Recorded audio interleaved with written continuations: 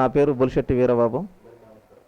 మాది చిన్నగారకుంట తండ గ్రామ పంచాయతీ, గరిడేపల్లి మండలం, సూర్యాపేట డిస్టిక్. మా కుటుంబ నేపథ్యం వచ్చేసి రైతు కుటుంబం అండి. మా నాన్నగారు ఫార్మరు. నేను వచ్చేసి పీజీ వరకు కంప్లీట్ చేశాను. నేను పీజీ వచ్చేసి హైదరాబాద్ ఓయూ క్యాంపస్లో చేశాను. గవర్నమెంట్ జాబ్స్ కోసం ప్రిపేర్ అయ్యాను. ఆ టైంలో రాలేదు. రాక నేను ఒక ప్రైవేటు పెస్టిసైడ్ కంపెనీలో మేనేజర్గా చేస్తున్నాను. ప్రజెంట్గా రీజనల్ మేనేజర్గా చేస్తున్నాను. అంటే మా ఊరు అనేది ఒక చాలా మండలానికి లాస్ట్ బౌండరీ అయ్యే ఊరు అనేది మా విలేజ్. ఒక 4 నుంచి 5 కిలోమీటర్స్ డిస్టెన్స్లోనికి ఉంటుంది. చాలా డెవలప్మెంట్ వెనకబడిపోయింది మా గ్రామ పంచాయతీ అనేది. ఒక స్కూల్ బిల్డింగ్ కానీ, ఒక గ్రామ పంచాయతీ బిల్డింగ్ కానీ, ఒక రోడ్స్ కానీ ఇవేవి కూడా అభివృద్ధి చెందలేదు. ఇంకా దాని గురించి మనం కొంచెం స్టడీ పర్సన్స్ ఏదైనా తిరిగి చేయగలుగుతాం అన్న ఉద్దేశంతో రాజకీయాల్లోకి అడుగుపెట్టడం జరిగింది. 10 ఇయర్స్ నుంచి రాజకీయంగా తిరుగుతున్నానండి. నేను మొదటి నుంచి కాంగ్రెస్ పార్టీలోనే ఉన్నాను. అనుకోకుండా మధ్యలో కొన్ని ఇబ్బందుల వల్ల ఈడ మాజీ ఎమ్మెల్యే శానంపూడి సైదిరెడ్డి గారు, ఇక్కడున్న గ్రామ పంచాయతీ సర్పంచ్, ఇంతకుముందు సర్పంచ్ భాను శ్రీనివాస్ గారు, వీళ్ళిద్దరూ మా అత్తగారిని ఇబ్బంది పెట్టారు. జాబ్ తీసేస్తాం, మీ అల్లుడు కాంగ్రెస్ పార్టీలో ఉంటున్నాడు, ఖచ్చితంగా టీఆర్ఎస్లో జాయిన్ కావాలని బాగా ఇబ్బంది పెట్టి స్ట్రగుల్ చేశారు. మా అత్తగారు అంగన్వాడీ టీచరు. వాళ్ళు ఇక్కడ ఉన్న కాంగ్రెస్ పార్టీ నాయకులని అనేది దాంట్లో జాయిన్ చేసుకోవాలో మన భయభ్రాంతులకు గురి చేసి దాంట్లో జాయిన్ చేసుకోవాలనే ఉద్దేశంతో వాళ్ళని ఇబ్బంది పెట్టారనమాట. మా అత్తగారిని మేజర్గా ఇబ్బంది పెట్టారు. అంగన్వాడీ స్కూలు 2 విలేజ్లు కలిపి ఒకటే ఉంటుండే. అయితే మా అత్తగారు అసలు బొలిశెట్టివారిగూడెం ఊరు పేరు మీదనే స్కూల్ వచ్చింది. అయితే ఆమె వచ్చేసి ఇక్కడే డ్యూటీ చేస్తుంది. అక్కడ సర్పంచ్ అనేటోడు చిన్నగారకుంట తండలో వండుకుంటూ మా ఊరు రావాలి కంపల్సరీ, మా ఊరు రాకపోతే నీ జాబ్ తీసేస్తాం, మా ఊళ్ళని పెట్టుకుంటాం అని చెప్పేసి ఇబ్బంది పెట్టినారు. పార్టీ పరంగా ఎందుకంటే మేము కాంగ్రెస్లో ఉంటున్నాం, ఫస్ట్ నుంచి కాంగ్రెస్లో కంటిన్యూ అవుతున్నాం. ఇక్కడ కాంగ్రెస్ని ఖాళీ చేయాలనే ఉద్దేశంతో మాజీ ఎమ్మెల్యే సైదిరెడ్డి, మాజీ సర్పంచ్ భాను శ్రీనివాస్ అలా ప్రెజర్ చేశారు మమ్మల్ని. దాని గురించనే దాంట్లోకి వెళ్ళేసి మళ్ళీ రిటర్న్ ఎమ్మటే కాంగ్రెస్లోకి మళ్ళీ జాయిన్ అయిపోయాను. నేను 10 ఇయర్స్ కాంగ్రెస్లోనే ఉన్నానండి. ఫస్ట్ ఉత్తమ్ సారు ఫస్ట్ నుంచి కూడా నేను కాంగ్రెస్లోనే ఉన్నాను. 1 ఇయర్ మధ్యలో 1 ఇయర్ లాస్ట్ 1 ఇయర్ వచ్చేసి టీఆర్ఎస్లోకి వెళ్ళాను. మళ్ళీ తర్వాత రిటర్న్ వచ్చేసి మళ్ళీ ఎలక్షన్ టైంకి కాంగ్రెస్లోకి వచ్చేసాను. బీఆర్ఎస్కి నేనేం అమ్ముడు పోలేదండి. బీఆర్ఎస్కి అమ్ముడు పోవాల్సిన అవసరం కూడా నాకు లేదు. మొదటి నుంచి పార్టీ పరంగా కష్టపడింది మేము, లేపింది మేము ఇక్కడ ఈ ఏరియాలో. కానీ వాళ్ళు ఇబ్బందుల వల్ల మాకు వాళ్ళ ఇబ్బంది జరుగుతున్న ఉద్దేశంతో వాళ్ళ ప్రలోభాలు తట్టుకోలేకపోవాల్సి వచ్చింది. కానీ లేకపోతే మేము వెళ్ళాల్సిన అవసరం కూడా మాకు లేదు. గత ఎమ్మెల్యే ఎలక్షన్ ముందు ఒక 10 months ముందు ప్రెజర్ చేశారు మమ్మల్ని. ఇంకా దానికి కంపల్సరీగా జాయిన్ కావాల్సి వచ్చింది. వాళ్ళని ఇక ఇబ్బంది పెడుతున్నారు, మమ్మల్ని ఇబ్బంది పెడుతున్నారు. బయటకు వెళ్ళే స్టేజ్ లేకుండా అయిపోయినాం. వాళ్ళు రాజకీయంగా మమ్మల్ని దెబ్బతీస్తానికని ఎన్నో విధాలుగా ప్రయత్నాలు చేశారు. అంటే ఈ ఏరియాలో మొదటి నుంచి కాంగ్రెస్లో కంటిన్యూ అవుతుంది, నేను ఒక్కడే ఉన్నాను. వాళ్ళంతా కూడా దీంట్లోకి జంప్ చేసుకుంటూ అల్లకిల్లకి తిరిగిన వాళ్ళే ఉన్నారు.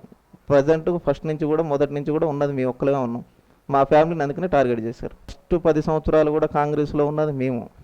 ఆ తర్వాత కూడా మళ్ళీ ఎలక్షన్ ముందే జాయిన్ అయ్యి మళ్ళీ ప్రజెంట్ కంటిన్యూ అవుతుంది కూడా మేమే. ఎమ్మెల్యే ఇప్పుడు మొన్న ఎమ్మెల్యే ఎలక్షన్లు కానీ, ఎంపీ ఎలక్షన్లు కానీ మనం కాంగ్రెస్కే ప్రచారం చేసినాం, కాంగ్రెస్ తరఫున తిరిగినాం, కాంగ్రెస్ అభ్యర్థిని గెలిపించినాం. మా దగ్గర ఇప్పుడు మంత్రి ఉత్తమ్ కుమార్ రెడ్డి గారు గెలిచారు ఎమ్మెల్యేగా, మంచి మెజార్టీతో గెలిపించినాం. మా దగ్గర నుంచి కూడా మెజార్టీ ఓటింగ్ అటే వేయించినాం. 6 గ్యారంటీలని చెప్పినామండి. మేజర్గా 6 గ్యారంటీలను బయటకు తీసుకెళ్ళినాం. ఆ 6 గ్యారంటీలను మీకు ఖచ్చితంగా అమలు చేస్తాం, కాంగ్రెస్ పార్టీ వస్తే ఖచ్చితంగా చేయగలుగుతుంది అని చెప్పేసి దాన్ని బయటకు తీసుకెళ్ళి ప్రచారం చేసినాం. దాని తగ్గట్టునే ఓటింగ్ కూడా పడిపోయింది. ఇప్పుడు రాజగోపాల్ రెడ్డి గారు కానీ, కోమటిరెడ్డి వెంకరెడ్డి గారు కానీ, పద్మావతి గారు కానీ, ఉత్తమ్ కుమార్ రెడ్డి గారు, వాళ్ళ ఫ్యామిలీ అనేది మొదటి నుంచి కూడా, ఇప్పుడని కాదు, ఇప్పుడు ప్రజెంట్గా ఏమి ఇవ్వలేదు వాళ్ళకి టికెట్స్. మొదటి నుంచి కూడా టికెట్స్ ఆల్రెడీ ఇచ్చారు. కాంగ్రెస్ నుంచి గెలిచారు. వాళ్ళు ఆల్రెడీ చేసుకుంటూనే వస్తున్నారు. కుటుంబ పాలన అంటే కరెక్ట్ అభ్యర్థి వాళ్ళైతేనే చేయగలుగుతారు, వాళ్ళైతేనే ఇంప్రూవ్ చేయగలుగుతారు అని నమ్మకం అనేది ప్రజల్లో ఉంది. మా ఏరియాలో వాళ్ళైతేనే చేయగలుగుతారు నమ్మకం ఉంది కాబట్టి వాళ్ళని మరీ గెలిపించేది. ఇప్పుడు కొన్ని సిచ్యువేషన్లో చేయాల్సి వస్తుంది. ఎలా చేయాల్సి వస్తుంది? అభ్యర్థి కరెక్ట్గా ఉండి, అభ్యర్థి డెవలప్మెంట్ బాగా చేస్తున్నాడు, అభ్యర్థి కరెక్ట్గా ఉంటున్నాడు అనుకుంటే తప్పదు. అన్ని విషయాలలో అయితే మనం తప్పు పట్టలేము. మా నల్లగొండ పార్లమెంట్ అభ్యర్థి కుందూరు రఘువీర్ రెడ్డి గారు 2 లక్షల పై చిలుకు ఓట్లతోటే గెలవబోతున్నారు. అలాగే మా ఎమ్మెల్సీ అభ్యర్థి తీన్మార్ మల్లన్న నల్లగొండ గ్రాడ్యుయేట్ ఎలక్షన్లో కంపల్సరీ కూడా భారీ మెజార్టీతో గెలవబోతున్నారు. రానున్న గ్రామ పంచాయతీ ఎలక్షన్లో కాంగ్రెస్ మా పై అధిష్టానం కాంగ్రెస్ పార్టీ కనుక టికెట్ ఇచ్చేసి నాకు సర్పంచ్గా పోటీ చేయమని నన్ను కనుక కోరితే నేను కంపల్సరీగా సర్పంచ్ పోటీ చేయడానికి రెడీలో ఉన్నాను. ఖచ్చితంగా గెలుస్తాను, 100% నమ్మకం నాకుంది. గెలిచిన తర్వాత మా ఊరికి ఒక స్కూల్ బిల్డింగు, నెక్స్ట్ మా ఊరికి ఒక బీసీ వెల్ఫేర్ మనం మీటింగ్స్ పెట్టుకొని కానీ కమ్యూనిటీ హాల్ ఒకటి, మేజర్గా రోడ్స్ ఒకటి, తర్వాత మా దగ్గర మేజర్ ఏంటంటే మురిక్కాలువ ప్రాబ్లం బాగుంది. ఆ మురిక్కాలువ ప్రాబ్లం ఒకటి, తర్వాత మనకి మా ఊరికి ఆనుకొని ఒక చెరువు ఉంటుంది. ఆ చెరువును అనేది మంచిగా డెవలప్ చేయాలని నా కోరిక ఉండే. నేను ఖచ్చితంగా ఇక్కడే ఉంటాను. ఎందుకు ఉంటానంటే ఇప్పుడు నేను ప్రజెంట్గా రీజనల్ మేనేజర్గా ఒక ప్రైవేట్ కంపెనీలో చేసుకుంటూ కూడా నా హెడ్ క్వార్టర్స్ వచ్చేసి సూర్యాపేట ఉండే.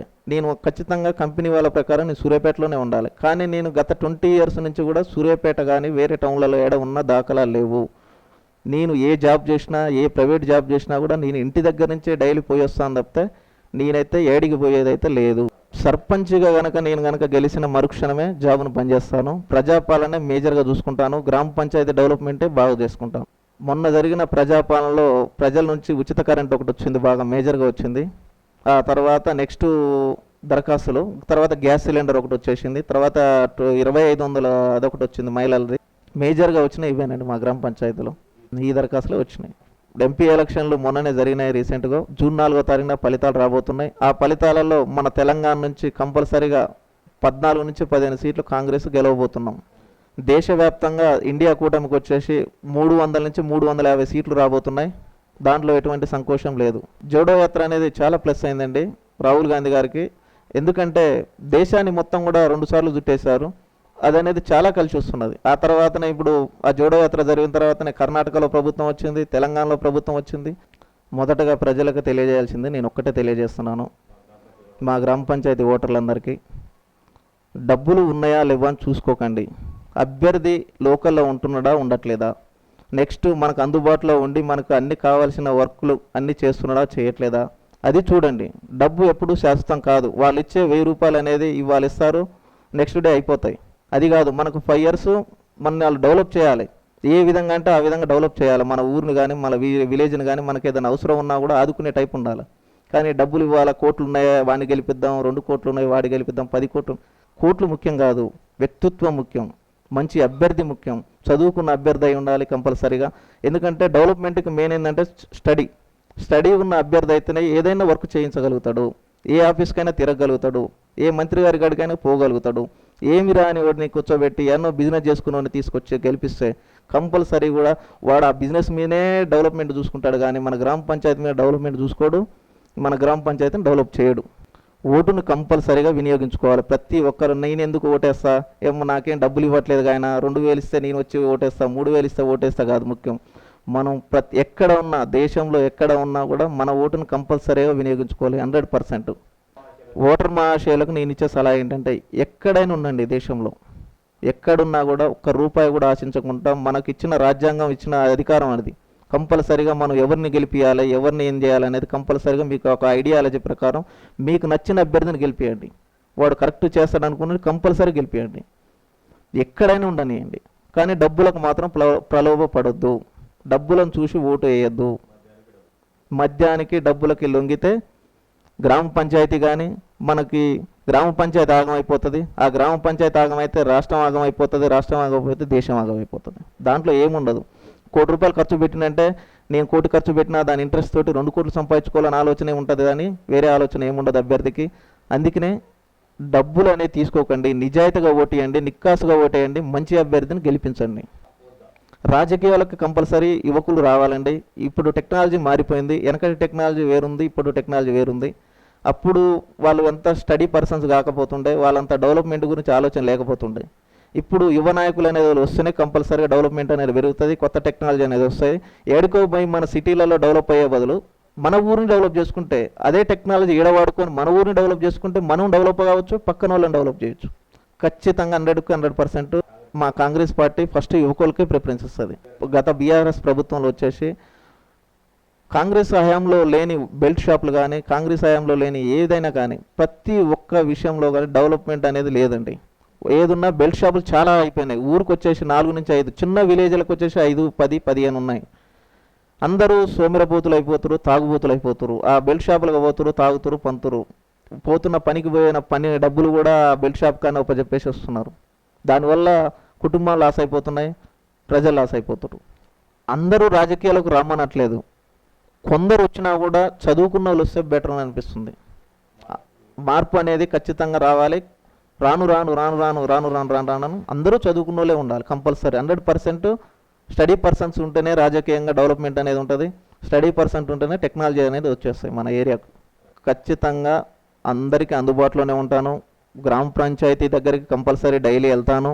గ్రామ పంచాయతీ ఆఫీసులోనే కూర్చుంటాను. ఎవరికి ఏ సమస్యలు వచ్చినా కూడా విత్ ఇన్ సెకండ్స్లోనే కంప్లీట్ అయ్యే విధంగా నేను చూసుకుంటాను. ఖచ్చితంగా దాని గురించి నేను హామీ ఇస్తున్నాను మా గ్రామ ప్రజలకి, మా గ్రామ పంచాయతీ ప్రజలందరికీ కూడా నేను హామీ ఇస్తున్నాను కంపల్సరీగా. మా చిన్నగారకుంట తండ గ్రామ పంచాయతీ ప్రజలందరికీ కూడా నేను ఎప్పుడు అందుబాటులోనే ఉంటాను. నేను ఏ సమస్య వచ్చినా కూడా విత్ ఇన్ డేస్లోనే విత్ ఇన్ సెకండ్స్లోనే కంప్లీట్ చేసేది అంత నాకున్నది. అంత స్టడీ పర్సన్ నేను కాబట్టి ఇదొక్కసారి నాకు ఛాన్స్ ఇవ్వాల్సిందిగా గ్రామ పంచాయతీ మా చిన్నగారకుంట తండ గ్రామ పంచాయతీని ప్రజల్ని కోరుకుంటున్నాను. పార్టీలు మారే అవకాశం ఉంటుంటే గత 10 years టీఆర్ఎస్ ప్రభుత్వం ఉంది, అయినా కూడా 10 years మేము దీంట్లోనే కంటిన్యూ అయినాం.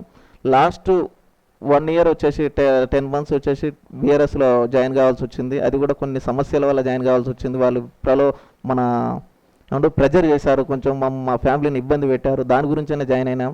మళ్ళీ రిటర్న్ ఎమ్మటే ఎలక్షన్ టయానికి మళ్ళీ కాంగ్రెస్కి వచ్చాం. మాకు పుట్టినిల్లు లాంటిది కాంగ్రెస్. మొదటి నుంచి కూడా దీంట్లోనే ఉన్నాం, చనిపోయిందా కూడా దీంట్లోనే ఉంటాం. రానున్న స్థానిక సంస్థల ఎలక్షన్లో, గ్రామ పంచాయతీ ఎలక్షన్లు కానీ, ఎంపీటీసీ ఎలక్షన్లు కానీ, జెడ్పీటీసీ ఎలక్షన్లు కానీ పార్టీ అధిష్టానం ఏ అభ్యర్థిని అయితే నిలబెడుతుందో వాళ్ళకి, కాంగ్రెస్ పార్టీ ఏ అభ్యర్థిని అయితే నిలబెడుతుందో ఆ అభ్యర్థికి కంపల్సరిగా నేను పక్క నుండి గెలిపించేంత సమర్థత నాకుంది, ఆ స్థాయి నాకుంది. ఖచ్చితంగా నేను గెలిపించగలంత దమ్ము నాకుంది. కాంగ్రెస్ పార్టీ రానున్న ఎలక్షన్స్లో ఎంపీటీసీ కానీ, సర్పంచ్ కానీ, జెడ్పీటీసీ ఎలక్షన్లలో నాకు కనుక సీట్ ఇచ్చి నువ్వు పోటీ చేయమంటే నేను 100% నేను చేస్తాను, గెలిపించుకుంటాను. ఒకవేళ నాకు కనుక టికెట్ ఇవ్వకుండా వేరే ఇదొక్కసారి నువ్వు ఉండండి, వేరే క్యాండిడేట్కి టికెట్ ఇస్తానంటే దానికి కూడా కాంగ్రెస్ పార్టీకి కట్టుబడి ఉంటాను. కట్టుబడి ఉండి కాంగ్రెస్ పార్టీ అభ్యర్థిని గెలుపులో తోడ్పడతాను కంపల్సరిగా. నా వంతు కృషి చేస్తాను ఖచ్చితంగా. ఎందుకంటే మనకు ఉన్న ముఖ్యమంత్రి రేవంత్ రెడ్డి గారు యంగెస్ట్ పర్సన్, డెవలప్మెంట్లో కూడా దూసుకుపోతున్నారు. ఇప్పుడు 6 హామీలు ఇచ్చి కూడా విత్ ఇన్ 3 monthsలోనే ఆల్మోస్ట్ ఆల్ కంప్లీట్ అయిపోయినాయి. ఇప్పుడు మనకిచ్చిన రైతు రుణమాఫీ కూడా ఇంకొక 1 monthలో కంప్లీట్ కాబోతుంది. కాబట్టి ప్రజలు అనేది మనకిచ్చిన గ్యారంటీలే చూస్తున్నారు. మనకి ఏమి ఇచ్చారు, మేనిఫెస్టోలో ఏమి ఇచ్చారు, అలా ఏమి నిరూపించుకున్నారు, ఏం చేయగలిగారు, వాళ్ళనే ఎంకరేజ్మెంట్ అనేది చేస్తారండి కంపల్సరీ. ప్రజలంతా తెలివి కల్లోలు. ఇప్పుడు ఆల్మోస్ట్ ఆల్ ఒక 80% స్టడీ పర్సన్సే ఉన్నారు. కంపల్సరీగా స్టడీ పర్సన్స్ ఉన్నారు కాబట్టి ఆలోచిస్తున్నారు. డెవలప్మెంట్ ఎవరి వల్ల వస్తుంది, డెవలప్మెంట్ ఎవరైతే చేయగలుగుతారు, ఎవరైతే ఏది చేయగలుగుతారు అన్న ఉద్దేశంతో ఆ పార్టీకే మెజార్టీ అనేది తీసుకొస్తారు ఏ ఎలక్షన్లో కూడా. జై శ్రీరామ్ అంటే ఓన్లీ బీజేపీ పార్టీ అభ్యర్థి కాదు, బీజేపీ ఒక అది కాదు. జై శ్రీరామ్ అంటే అందరికీ దేవుడే. రాముల వారు అంటే అందరికీ దేవుడే. కాంగ్రెస్ పార్టీ వాళ్ళకి దేవుడే, బీఆర్ఎస్ వాళ్ళకు దేవుడే, అందరికీ దేవుడే. అలాంటప్పుడు అలా యూజ్ చేసుకోవడం అనేది వాళ్ళది. అది దేవుని పేరుతోటి రాజకీయం చేస్తున్నారు అది బీజేపీ పార్టీ. మొన్న జరిగిన పార్లమెంట్ ఎలక్షన్లో, మొన్న జరిగిన ఎమ్మెల్సీ ఎలక్షన్లో భారీ మెజారిటీ తోటి మన నల్లగొండ ఎంపీ అభ్యర్థి కానీ, నల్లగొండ ఎమ్మెల్సీ అభ్యర్థి కానీ, మన రాహుల్ గాంధీ గారు నేతృత్వంలోని ఇండియా కూటమి కానీ, ప్రధానమంత్రి అభ్యర్థి కంపల్సరీ రాహుల్ గాంధీ గారు ఈసారి 100%గా అవుతున్నారు. 350 సీట్ల పై మాటే, 350 సీట్లకు పైగానే ఇండియా కూటమికి వస్తున్నాయి. ఆల్మోస్ట్ అన్ని సర్వేలు చూపిస్తూనే ఉన్నారు. ఖచ్చితంగా ప్రధాని అనేది కాంగ్రెస్ పార్టీ అవుతుంది 100%. ఇక్కడ కూడా మన తెలంగాణలో కూడా కాంగ్రెస్ పార్టీ అనేది ఎంపీ సీట్లని 14 నుంచి 15 సీట్లు ఖచ్చితంగా గెలవబోతున్నాం. దీంట్లో ఎటువంటి రాజీ లేదు. ఎన్ని పార్టీలు ఎన్ని కుతంత్రాలు ఎన్ని చేసినా కూడా మేము గెలవబోతున్నాం. నిక్కాసుగా 4వ తారీఖు నాడు టీవీల ముందు ఇదే లైవ్, మళ్ళీ 5వ తారీఖు నాడు నేను మళ్ళీ చెప్తాను మీకు కావాలంటే. జూన్ 4 తర్వాత రిజల్ట్ వచ్చిన తర్వాత మళ్ళీ మిమ్మల్ని కలుస్తాను కావాలంటే. జూన్ 4వ తారీఖు నాడు ఈవినింగ్ వరకు మనకు తెలిసిపోతుంది 100%గా ఇండియా కూటమి ఖచ్చితంగా అధికారంలోకి రాబోతుంది. భారీ మెజార్టీతో గెలవబోతుంది. 350 పైచిలుకు మాట సీట్లనే గెలవబోతుంది. ఎంపీ స్థానాలను గెలవబోతుంది. రాహుల్ గాంధీ గారు ప్రధానమంత్రిగా ప్రమాణ స్వీకారం చేయబోతున్నారు. మన తెలంగాణలో వచ్చేసి 14 నుంచి 15 ఎంపీ స్థానాలు కాంగ్రెస్ పార్టీ కైవసం చేసుకోబోతుంది. అందరికీ ధన్యవాదాలు. Thank you.